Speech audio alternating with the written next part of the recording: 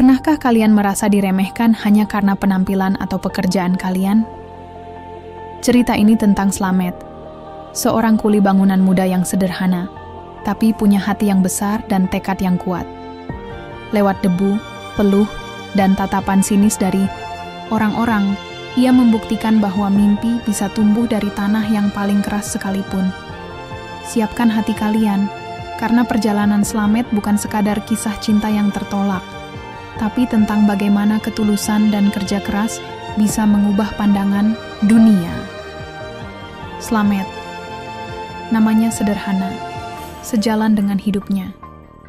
Setiap hari, ia bangun sebelum matahari menyentuh atap seng rumah kecilnya. Dengan celana belel, kaos lusuh, dan topi usang, Slamet mengayuh sepeda tua menuju proyek bangunan di ujung desa. Tangannya kapalan, kulitnya legam, tapi senyumnya selalu tulus, seakan dunia tak pernah kejam padanya. Hari itu Slamet sedang merenovasi rumah Pak RW. Sore mulai turun, keringat membasahi punggungnya, ketika suara lembut memecah lamunannya. "Mas, mau saya bawakan teh?" Slamet menoleh. Di hadapannya berdiri seorang gadis berkerudung sederhana, matanya jernih dan senyumnya, entah kenapa bikin jantung Slamet ngelangkah 1 detik lebih lambat. Iya mbak. Terima kasih. Jawabnya gugup sambil mengusap debu dari tangannya. Itulah pertama kalinya Slamet bertemu Rini, putri semata wayang Bulastri, pemilik warung depan gang dan orang yang terkenal paling pilih-pilih dalam urusan tetangga, apalagi menantu. Sejak hari itu Slamet jadi rajin datang lebih pagi ke proyek. Alasannya sih supaya bisa bantu lebih banyak, tapi Suryo, sahabatnya sejak kecil, tahu persis siapa alasan sebenarnya. "Met, kamu jatuh cinta ya?" goda Suryo sambil nyengir. Slamet hanya tersenyum malu, menunduk sambil mengaduk semen. Rini, tak hanya cantik, tapi juga ramah. Ia suka menyapa para tukang tanpa memandang rendah. Kadang, ia datang membawa teh atau pisang goreng hangat. Slamet makin yakin. Gadis ini bukan cuma cantik luar, tapi juga dalam. Tapi seperti langit cerah yang perlahan ditutup mendung, Slamet tak sadar bahwa senyuman itu kelak akan menjadi awal dari luka. Cinta memang bisa tumbuh di mana saja, tapi tidak semua orang percaya bahwa cinta bisa datang dari hati yang berdebu. Di hati Slamet, benih perasaan mulai tumbuh. Tapi ia tahu, jalan ke hati Rini bukan hanya soal keberanian. Akan ada tembok tinggi bernama status sosial, dan ia baru berdiri di kaki tembok itu. Namun Slamet adalah Slamet, bukan tipe yang lari karena takut. Ia tahu, suatu hari, entah kapan, ia akan mengetuk pintu itu, dengan niat baik dan harapan besar. Dan tanpa ia sadari, dunia mulai mencatat langkah kecilnya. Hari Minggu, langit cerah dan angin bertiup lembut. Slamet berdiri di depan cermin kecil yang menempel di dinding kamarnya.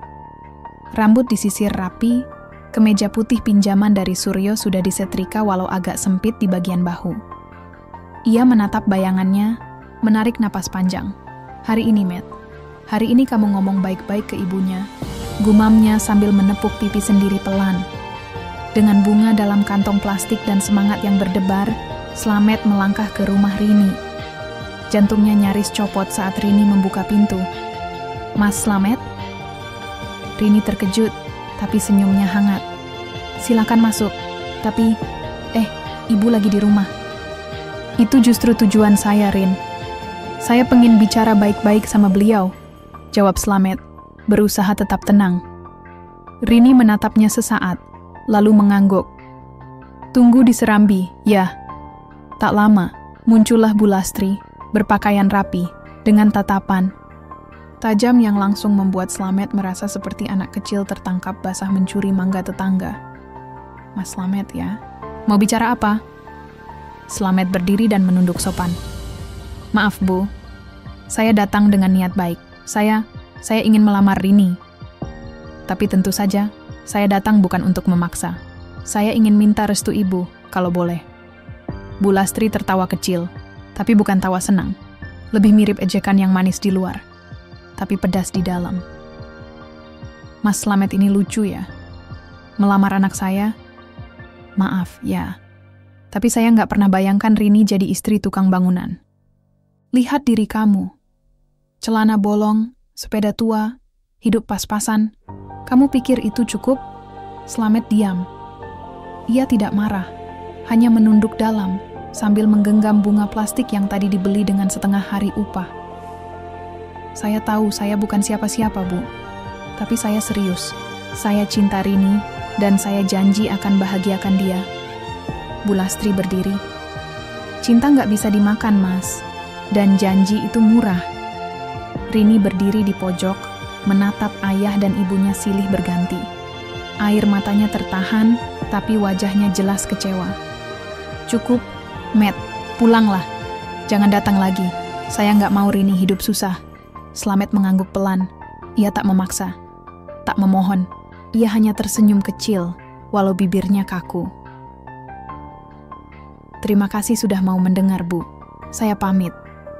Dan dengan langkah berat, Slamet pergi, meninggalkan bunga yang tak sempat diberi, dan hati yang mulai retak. Dari balik tirai, tetangga-tetangga mulai berbisik. Mereka menyaksikan semuanya, dan seperti biasa, lebih suka menilai daripada memahami. Di jalan pulang, angin sore menampar wajah Slamet. Tapi yang lebih perih adalah tamparan kenyataan. Cinta bisa saja tulus, tapi tidak semua orang percaya pada ketulusan. Namun Slamet tak menyerah, belum. Sejak kejadian itu, Slamet lebih banyak diam. Tangannya tetap bekerja seperti biasa, mencampur semen, mengangkat batu bata, membenahi atap. Tapi tatapan matanya tidak lagi sama. Ada sesuatu yang hilang, sesuatu yang padam diam-diam. Orang-orang desa mulai membicarakannya, bukan karena kasihan, tapi karena gosip itu seperti teh manis, selalu dinikmati di pagi hari. Kasihan juga si Slamet tuh, mentalnya dikoyak sama Bu Lastri. Lah iya, emang siapa dia? Cuma kuli bangunan, mimpi ketinggian.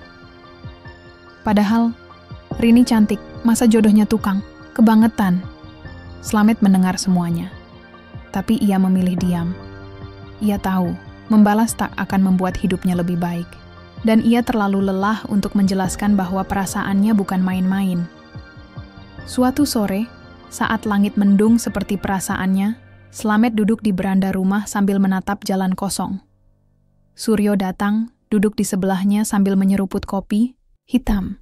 Kamu nggak cerita apa-apa sejak itu, Matt, kata Suryo pelan. Slamet menarik napas. Aku malu, Yo. Bukan karena ditolak, tapi karena aku sadar, selama ini aku terlalu percaya orang bakal lihat hatiku. Ternyata yang dilihat pertama tuh, dompet dan sepatu. Suryo mengangguk, menatap kawannya dengan prihatin. Tapi kamu masih cinta sama Rini? Slamet tak langsung menjawab. Ia mengangguk pelan. Cinta, Yo. Tapi aku nggak mau jadi alasan hidup dia susah. Aku juga nggak mau terus-terusan dianggap rendah. Terus kamu mau gimana? Slamet memejamkan mata sejenak. Aku pengen pergi dari sini. Cari kerja di luar. Belajar. Bikin usaha sendiri. Aku pengen buktiin, bukan buat Bu Lastri, tapi buat diriku sendiri. Kalau orang kayak aku juga bisa berhasil. Suryo menepuk pundaknya. Kamu nggak sendiri, Matt. Aku dukung. Slamet tersenyum untuk pertama kalinya setelah sekian hari. Tapi senyum itu pahit, seperti orang yang harus merelakan impian demi sesuatu yang lebih besar. Malam itu, Slamet menulis surat. Bukan untuk Rini, tapi untuk dirinya sendiri. Sebuah janji yang ia tulis di kertas lusuh. Kalau kau baca surat ini 5 tahun dari sekarang, Slamet, pastikan kamu sudah jadi seseorang. Bukan buat pamer, tapi buat buktikan bahwa kamu nenggak sia-sia. Dan di dalam sunyi malam, dengan ransel tua di punggung, Slamet bersiap meninggalkan desanya. Meninggalkan cinta, luka, dan segala ejekan yang pernah menyakitinya. Bukan untuk lari, tapi untuk pulang suatu hari nanti, dengan kepala tegak. Pagi itu, kabut masih menempel di pucuk-pucuk pohon saat Slamet mengayuh sepedanya menuju stasiun kecil di kota sebelah. Ransel usang di punggungnya berisi sepasang baju ganti, sebuah sarung, dan mimpi yang belum tahu ujungnya.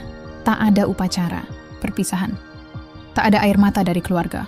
Slamet memang yatim piatu sejak remaja. Hanya ada Suryo yang mengantar, berdiri diam sambil memegang karcis kereta yang sudah dibelikan semalam. Kalau udah sukses nanti, jangan lupa pulang, Matt. Slamet tersenyum kecil. Kalau belum sukses pun, aku bakal tetap pulang. Tapi bukan hari ini. Suryo menepuk pundaknya, lalu memeluk erat. Mereka berdua tak banyak bicara, karena kadang yang berat bukan kata-kata, tapi langkah pergi yang tak tahu kapan kembali. Di desa, kabar kepergian Slamet cepat menyebar. Katanya si Slamet merantau, pengen cari kerja di kota. Halah, paling jadi tukang juga di sana. Biarin aja. Dari dulu juga nggak jelas tuh anak. Bu Lastri tak banyak komentar. Rini pun mencoba biasa saja, tapi diam-diam ada air yang mengendap di matanya setiap kali melihat kursi kosong di serambi rumah. Malam sebelum Slamet pergi, Rini sempat menyelipkan surat kecil ke tangan Suryo.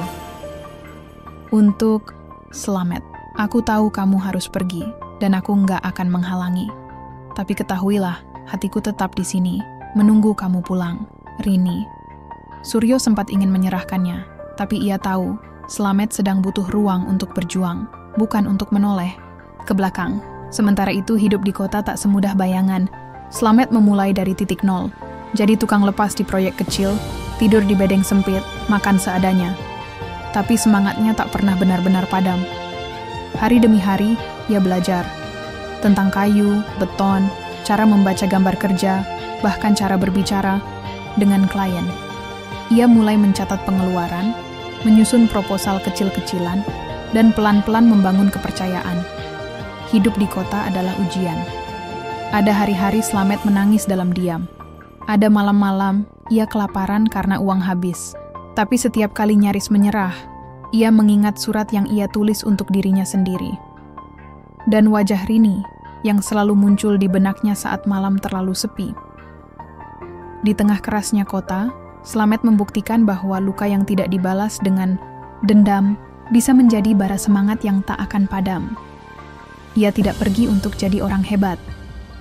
Ia pergi untuk belajar menjadi dirinya yang terbaik. Dan diam-diam, di sudut kota yang bising, cerita baru Slamet pun dimulai. 5 tahun bukan waktu yang sebentar. Wajah Slamet kini tak lagi dipenuhi debu proyek yang sama tiap hari, tapi sudah akrab dengan helm putih bertuliskan Slamet Renovasi Mandiri. Usahanya mulai dikenal. Ia punya tim kecil, mobil pickup, sendiri, dan klien dari kompleks hingga perumahan elit. Namun di balik kesuksesan luar itu, Slamet tahu, perjuangan belum selesai. Suatu hari, sebuah proyek besar datang dari seorang kontraktor senior. Jika berhasil, ini bisa jadi batu loncatan luar biasa bagi bisnisnya. Tapi kalau gagal, bisa bangkrut dalam semalam. Matt, kamu yakin kita ambil proyek ini? Tanya Dani, rekan kerjanya. Ini bukan renovasi kecil, ini full bangun 2 lantai. Uang mukanya aja belum cair. Slamet menatap denah bangunan di meja. Kalau kita mau naik kelas, kita harus ambil risiko. Tapi harus siap juga sama segala kemungkinan. Proyek pun dimulai. Semua berjalan lancar di awal. Slamet bahkan sempat mempekerjakan beberapa tukang dari kampungnya yang ia temui secara tak sengaja di kota. Ia ingin orang-orang sepertinya ikut naik kelas bersama. Namun di minggu ketiga, masalah datang seperti badai yang tak diundang. Kontraktor utama mendadak kabur membawa uang klien dan semua tanggung jawab jatuh ke Slamet karena namanya tercantum sebagai pelaksana lapangan, tagihan, bahan bangunan menumpuk. Tukang-tukang mulai resah karena gaji terlambat. Slamet berusaha menenangkan semuanya, tapi hatinya sendiri nyaris runtuh. Matt, aku tahu kamu baik, tapi kamu juga harus realis. Kalau proyek ini gagal, bisa-bisa kita semua dituntut, ujar Dani, setengah putus asa. Slamet hanya diam, dadanya sesak. Ia ingat perjuangan selama 5 tahun, tidur di bedeng, makan mie instan seminggu berturut-turut, sampai luka-luka di tangan yang tak pernah hilang. Masa semuanya akan ambruk sekarang? Malam itu, Slamet duduk di dalam mobil pick-up-nya, memandangi foto ibunya yang ia simpan di dompet. Bu, Slamet harus gimana? Tak ada jawaban, tentu saja. Tapi di tengah malam kota yang dingin, Slamet sadar. Jika dulu ia bertahan karena cinta, sekarang ia harus bertahan karena tanggung jawab. Ia pun menggadaikan motornya, menjual cincin peninggalan almarhum ibunya, dan meminjam uang dari koperasi demi membayar gaji para tukang. Ia turun tangan langsung ke proyek, mengangkat pasir, menyemen, menyapu puing. Kembali jadi Slamet yang dulu, semua demi menyelesaikan proyek. Orang-orang mulai melihat. Bukan cuma melihat usahanya, tapi hati di balik semua kerja keras itu. Beberapa tukang yang sempat mau pergi, kini kembali. Kalau bosnya kayak gini, masa kita tinggalin? 2 bulan kemudian, dengan keringat dan air mata, proyek itu selesai. Klien puas. Reputasi Slamet malah melonjak. Media lokal bahkan menulis, pengusaha muda dari tukang kini jadi inspirasi. Namun yang lebih mengejutkan dari berita itu adalah panggilan dari desa. Matt, kamu dengar? Desa butuh kepala baru. Banyak yang nyebut nama kamu. Slamet tercekat. Ia menatap langit sore, dan entah kenapa, wajah Bu Lastri dan Rini muncul bersamaan di pikirannya. Angin dari masa lalu mulai berembus, dan Slamet tahu waktunya untuk pulang hampir tiba. Pagi itu, desa Pagerwangi seperti biasa saja. Matahari menyelinap malu-malu di sela pepohonan, suara ayam bersahut-sahutan, dan ibu-ibu sibuk menyapu halaman. Tapi ada satu hal yang berbeda. Sebuah mobil pick-up putih berhenti di depan balai. Buat desa, dari sana turunlah seorang pria muda dengan kemeja rapi, celana bahan, dan wajah yang, meski sedikit lebih bersih dan percaya diri, tak bisa menyembunyikan siapa dia sebenarnya. Slamet, bisik Pak Lurah yang kebetulan lewat. Iya Pak, saya pulang, jawabnya, tersenyum. Desa langsung geger. Loh, itu Slamet? Gila, dia bawa mobil sendiri. Katanya sukses di kota ya. Dulu ditolak Bu Lastri, sekarang malah diusung jadi calon lurah. Wah, dunia ini bener-bener muter ya. Slamet tak banyak bicara. Ia langsung menuju rumah kosong peninggalan. Orang tuanya membersihkannya pelan-pelan. Rumah itu seperti kenangan yang ia jaga diam-diam. Dan kini waktunya untuk dihuni kembali. Malam harinya, Suryo datang dengan senyum lebar. Gila, kamu beneran jadi orang penting sekarang, Matt. Slamet tertawa kecil. Belum jadi apa-apa, yo. Masih Slamet yang dulu. Bedanya sekarang cuman bisa beli sabun 2 kali seminggu. Mereka tertawa bersama, seperti 5 tahun lalu. Tapi suasana berubah ketika Suryo menyerahkan sebuah amplop kecil. Dari Rini. Dia tahu kamu pulang. Tangan Slamet gemetar membuka surat itu. Mas Slamet, 5 tahun bukan waktu singkat, tapi juga bukan alasan untuk melupakan. Aku lihat namamu di koran, dengar namamu dari warga.